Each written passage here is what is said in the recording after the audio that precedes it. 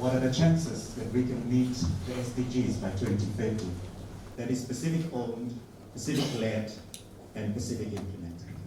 Honorable Ministers, Regional Director, UN Habitat for the Asia Pacific Office, His Excellency the New Zealand High Commissioner to Fiji, Secretary General Pacific Islands Forum Secretariat, Head of UNSCAP Pacific Office, Permanent Secretaries, Senior Government officials from the region and from Fiji, private sector representatives, civil society, distinguished guests, ladies and gentlemen.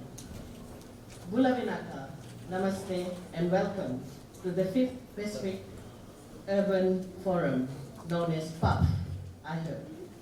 Sounds nice.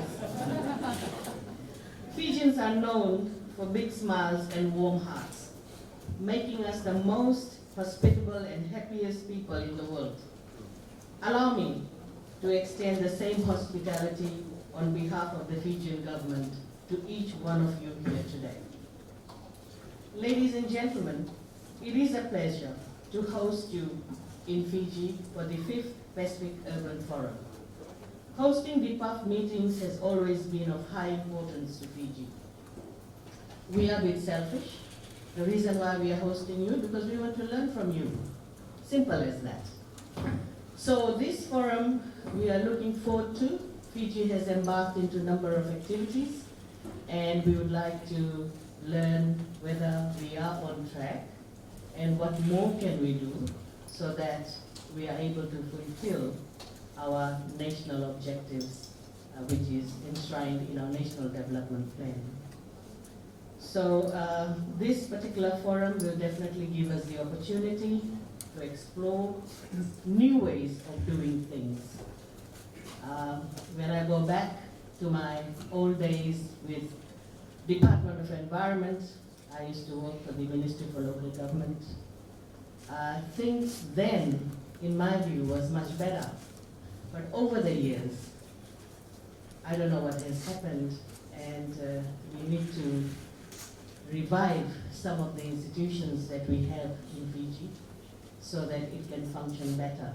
And during my speech, you will hear some of the challenges we are facing. And we're looking at the Pacific as well as the broader Pacific, and even going as far as Asia for some form of guidance and some form of assistance in those areas. We all know that around 47% of the Pacific population live in urban areas, and it is projected that Pacific will double its urban population at a growth rate well above the global average. Ladies and gentlemen, we in the Pacific share a lot of good things like our culture, tradition, and our great hospitality. However, we also face similar challenges such as demographic, social, economic, and cultural shift caused by the spread of urbanization. Rapid growth in the Pacific has given rise to urban problems such as unemployment, poverty, limited access to critical services, utilities, informal settlements, poor infrastructure, and other security issues. Now, in that situation, what we need is the adaptive capacity. And looking at the adaptive capacity in the Pacific, it is constrained by limited access to finance, poor planning, the complexities of customary land tenure structure, and limited know-how. Yet, despite the inequities and service gaps, positive gains from urbanization is enormous, making Pacific urban centers engines for economic growth. Given the above setting, the new urban agenda offers a paradigm shift in the way we manage our cities and towns. Ladies and gentlemen, what I can do today is just share Fiji's experience with you. And I would start off by saying that Fiji is the most urbanized state in Melanesia, where 55% of our population is urban, and by 2030, it is estimated that 2 in 3 Fijians will be living in the country's urban centers. Already, Fiji's urban sector accounts for 60% of the country's GDP, and the major contribution is coming from the Greater Suva area and Nadi and Lotoka corridor. Fiji's National Development Plan, what we call NDP, has the vision for transforming Fiji. It maps out the way forward for Fiji and for Fijians to realize its full potential as a nation. The Fijian government is committed to address urbanization concerns through integrated planning, strengthening urban governance, balancing rural-urban developments, and scrapping rural local authorities. Ladies and gentlemen, rural local authorities were a bit of a problem in our country. I know definitions may be different in other countries. We have municipality that looks after cities and towns. Then we have rural local authority looking at the rural areas. And one of the challenges we faced was that rural local authorities had to look after the health component as well as the development issues. And unfortunately, they were not resourced properly. And you all know that when members are elected into parliament, there's always this pull and push factor where one would like to develop their area where they come from so that they can get the next set of votes and be in the parliament forever. But that has changed now. In Fiji's case, we don't have rural local authority. The functions were divided. We have given away the development and planning to municipalities, so our municipalities have extended, and we have given the health component to Ministry of Health. And there is a reason why we did that. We did that simply because we believe that we cannot just neglect our rural areas. So if we bring them on board and connect them through municipal councils, then activities can happen in rural areas. So that was a very bold move made recently, and it also means extending our boundaries to include them into the municipal area. And our planning is slightly different, meaning that when it comes to development of infrastructure, etc., or even upgrading of informal settlements, it is all done through our national budget. So a national budget will produce a booklet which will clearly spell out which areas will have electricity this year, which areas will have water supply, or which informal settlements will be developed, which ones will be in the process of getting developed, as well as the earmark simple basic things like connectivity in terms of internet, etc. So such details are given out at the beginning of the year, which means transparency. People can go through that booklet and see whether things are happening in the area or not. So that's one way we managed to break free from having this rural local authority and then nothing really happening in that area. I also want to share this morning with you that our government has embarked into developing the multi-sectoral master plan. Master plan is in its second stage, and there are two parts to it. One part is the product plan that will spell out the bigger picture of where our ports, or you can say bridges, or you can say things like new airports, ports itself, plus new city center would be. And that depends upon how we are growing. And this is a very broad plan for taking into consideration about 70 years ahead of us. So I don't know whether we'll be here or not to see that, but at least it's good to have the plan and keep the momentum going. And then we have got specialized plan for each area. And the area we're looking at is the Greater Suva area, Nadi and Otoka. So we are quite excited about this multi-sectoral plan. But you all know that plans are plans. It has to be implemented. It's got to be monitored. And it must be realized. Otherwise, all the efforts put into such big plans are useless. And we're working in that direction to ensure that our plan or master plan is an evolving document, it stays relevant, and we can work with that to develop our towns and cities. Besides the master plan, ladies and gentlemen, we are also reviewing the various legislative changes that is required in relation to local governments. Our local governments, if you look at the way it operates, it's like 40 years ago, or you can say more than 40 years ago, the way the legislation was introduced in 1972. And to my surprise, the legislators that I would say was the UK government then assisted along with other Australia and New Zealand in developing this legislation.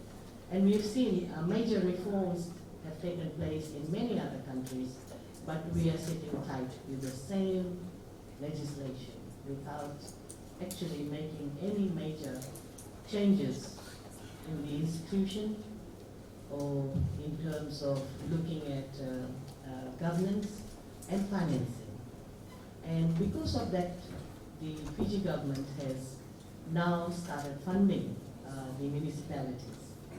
And I would say in the last 10 years, about more than $130 million has been plowed into development agenda. We are developing our cities and towns. And that will definitely be good in terms of bringing private sector. And we have seen that, I'm glad in a way that I'm lucky that I'm the Minister for Industry, Trade and Tourism as well as local government, because there's so much of connectivity between the two. Businesses, where do they happen? Investors, where do they go? They go to cities and towns. And what does cities and towns have to offer? Do they have all the facilities for, you can say, blue chip investors?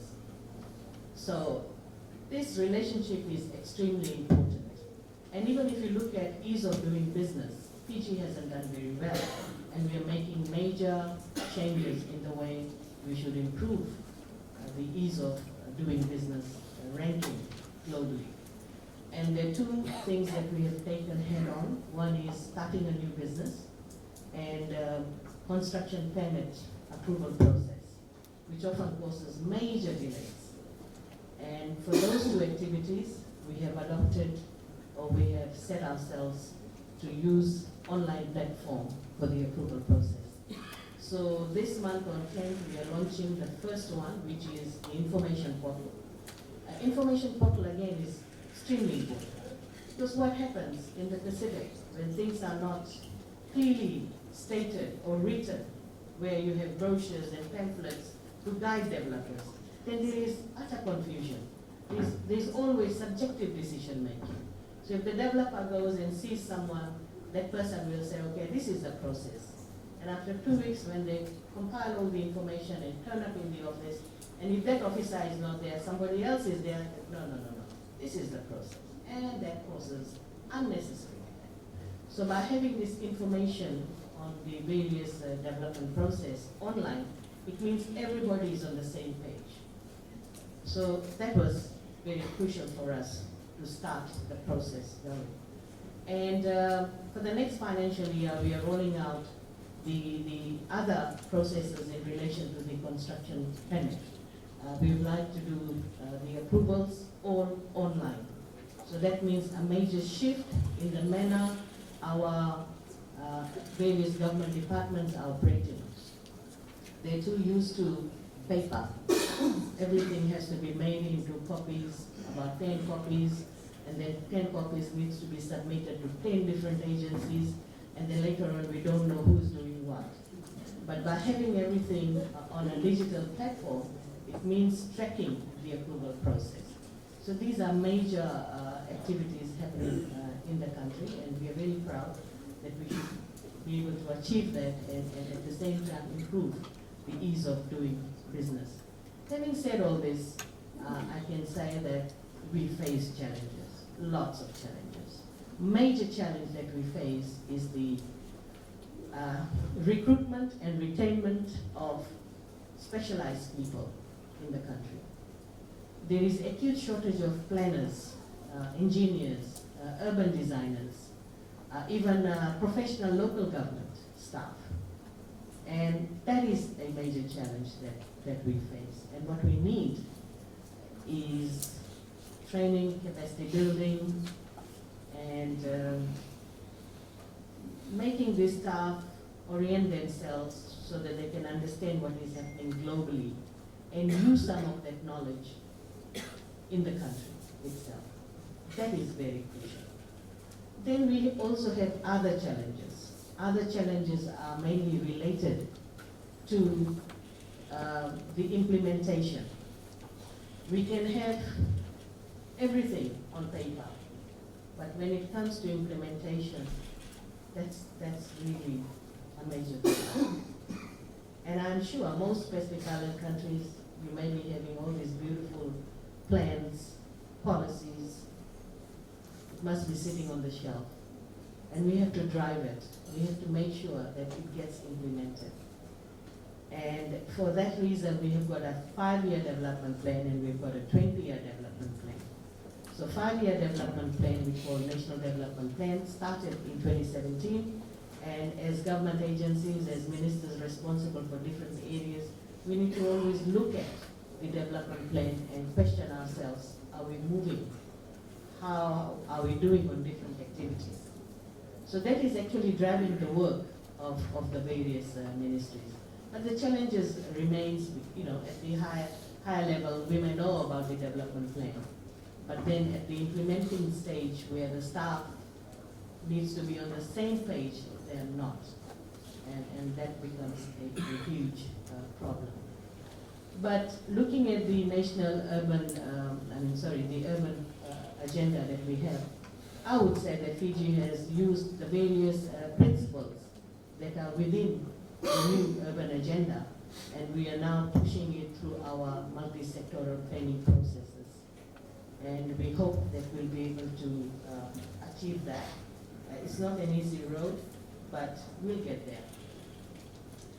Ladies and gentlemen, as you all know, when the problem is complex, it calls for us to lift our game, to act smarter and find more cost-effective alternatives.